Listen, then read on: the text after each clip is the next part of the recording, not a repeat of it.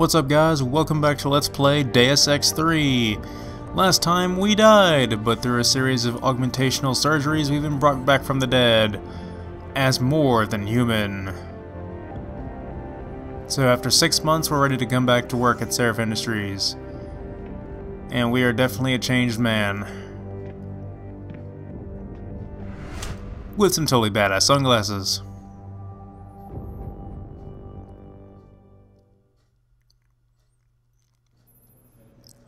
Alrighty, so now that we're in control of the game again, our proper, typical FPS game HUD should be showing up, or at least it should be. Apparently we're experiencing some glitches right now, so I'm going to have to go find Pritchard and tell him to fix our neurolog to get us to... this is basically the explanation and tutorial for your HUD and stuff, that it's a form of eye augmentation essentially. About time. What happened? You get stuck in an air duct on the way over? Yeah, nice to see you too. In typical Deus Ex fashion, or as I usually say, in typical Half-Life fashion. Can you fix it? If it's what I think it is, probably. Of course, it might. Looks like your left and right imaging. Well, it definitely made our ears ring. But don't worry, your Sentinel health implant will kick in soon, repairing any damage that might have caused. Yeah, the Sentinel health implant is what allows us to have regenerating health, essentially. It won't be picking up hostiles yet, but you should be seeing radar and targeting reticules. Biomedical data too, if you're in pain. Right. We done here? Because Sarif is waiting for me at the helipad. I know. Radicals have broken into our manufacturing plant and taken hostages. Maybe this time you'll actually save people. Yeah, you can get some further dialogue if you choose to confront his comment about that, his really offensive comment, I must say. But I'm not going to. If you want to further the dialogue, it does give some insight into some things later in the game. But right here is our first collectible. It is a ebook written by Hugh Darrow, the creator of augmentation technology. And this is something I'm going to be doing throughout the game. There are 29 of these special ebooks. They'll give you the Scholar EXP bonus, and they go towards an achievement. Now, I'm going to pause right here because I actually have a list that I'm physically marking them off of every time I collect one. So you're going to see me pause every time I pick one up to mark it off my list. So I have all the locations memorized. This is the only achievement in the game I don't have, so you're actually going to see me get it on screen. But that's part of my 100% run, is to get all the Hugh Darrow ebooks. And that is going to require a very specific setup of augmentations, but I'll get to that later when we actually talk about how we're going to advance our character traits. In the meantime, we're going to walk over here to the helipad and introduce ourselves to Farida Malik, our pilot. Welcome back, Jensen. Didn't think we'd see you around here for a while yet. You know how it goes, Malik. Duty calls. Can't keep a good man down. I was in my wingsuit halfway to the top of the Renaissance Center when I got the 911.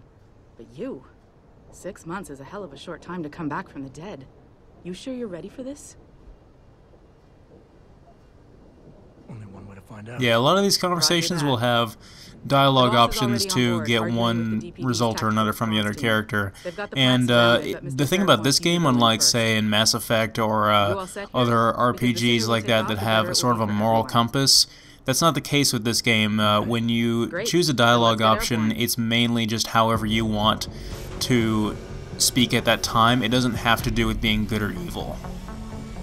But we declare that we're ready. We're going to leave this place and go off to the manufacturing plant where apparently a group of anti-aug people called Purity First are attacking us.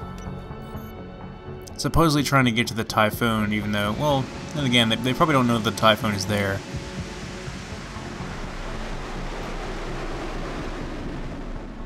So they're essentially just attacking us just to be evil, I guess.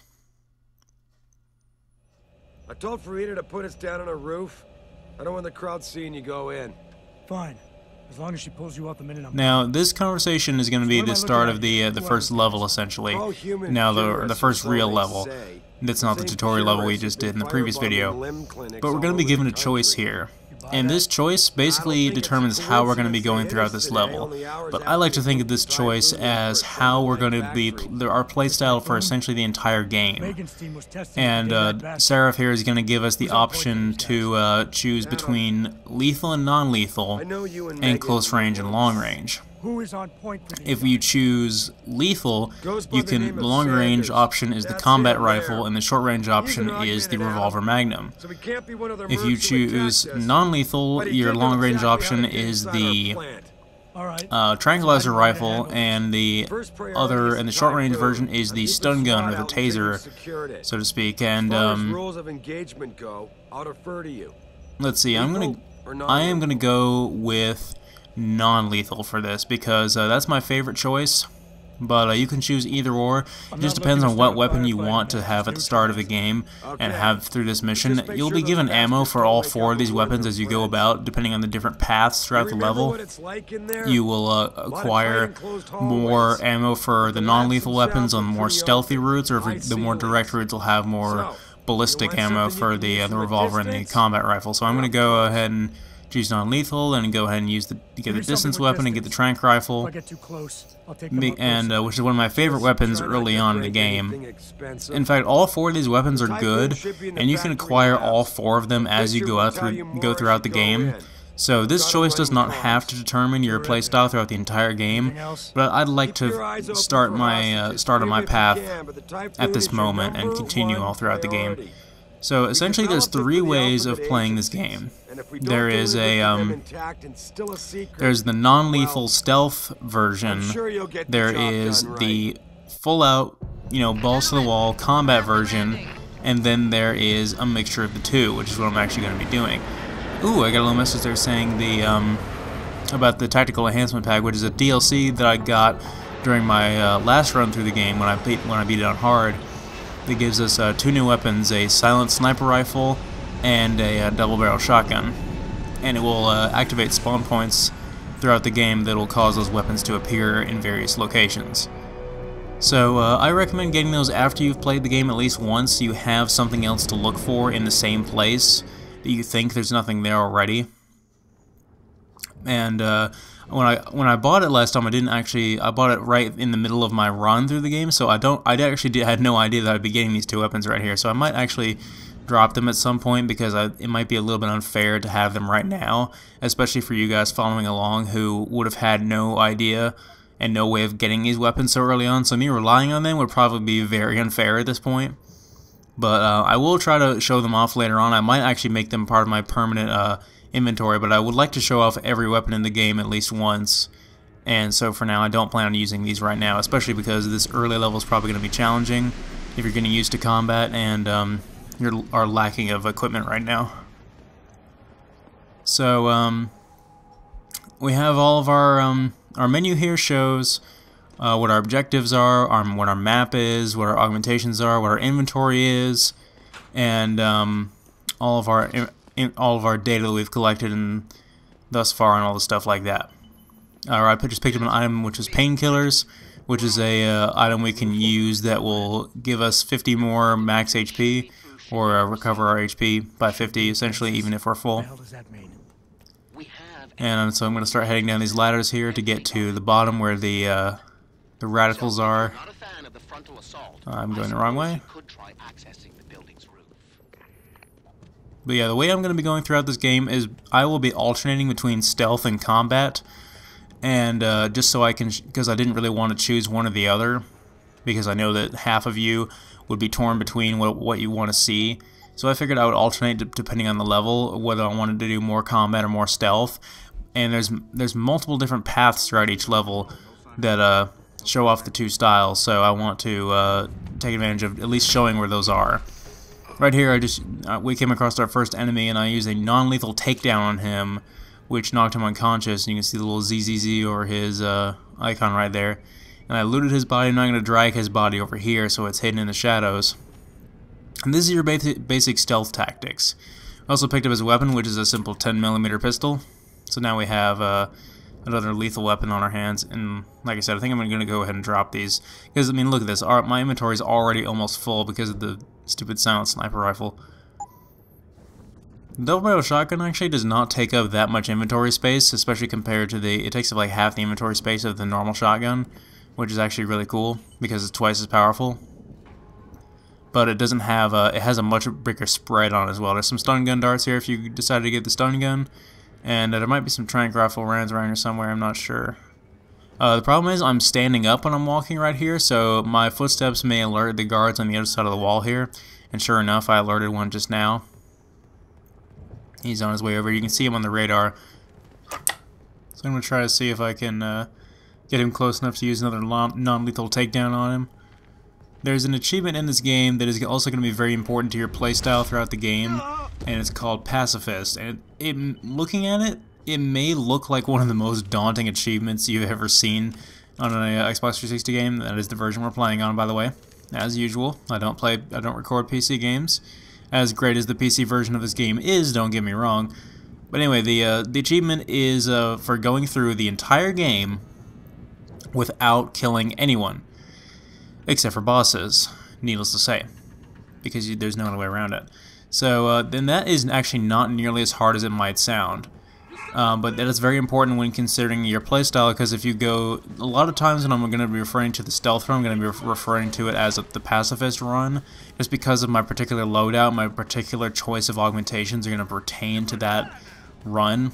So I'm going to show off some combat with these guys right here. I didn't intend to get spotted there, but it seems like when you dodge roll between cover like that, it takes longer to get from one point to the cover from the other if you have your weapon out, especially depending on the size of the weapon. So there's a cover system, a really good cover system in this game too.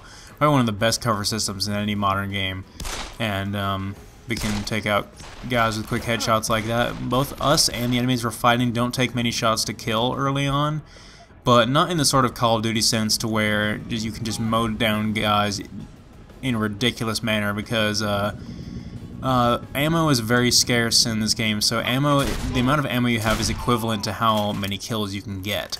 There's a demonstration of the double barrel shotgun right there. It's honestly not all that good right now. I may not choose to keep using it, but like I said, it has a much greater spread than a normal shotgun, but it does more damage up close. But I like I said, didn't intend to get spotted there, so that's why I usually walk around with my weapon concealed, which may look a little bit weird. But that's just the way I like to do it. So once we sneak in here, I'm going to go over to this little side room because there's some stuff in here. I picked up a concussion grenade there, which is a secondary use item, which obviously is a flashbang grenade. There's some ammo for your lethal weapons right there if you chose to get either of them. And there's a computer we can use here. The computers are very common in this game, and I like to read all the emails and get all the data we can get, because a lot of those emails contain passwords to other computers or to security hubs or other things that would normally require hacking.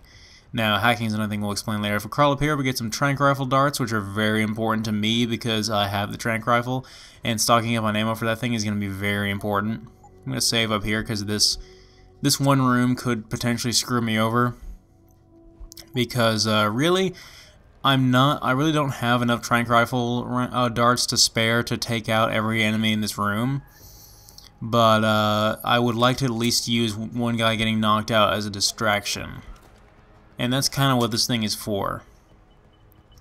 It has a nice scope on it, but it also has a slight decay of trajectory as well, and you have to reload it after every shot. But if you hit a guy in the head with it, it's an instant knockout. It's a non-lethal takedown. If you hit him anywhere else, it takes a few more seconds, and he is slightly alerted when you hit him, to where if he sees you, then he might alert the other guards before he's knocked out.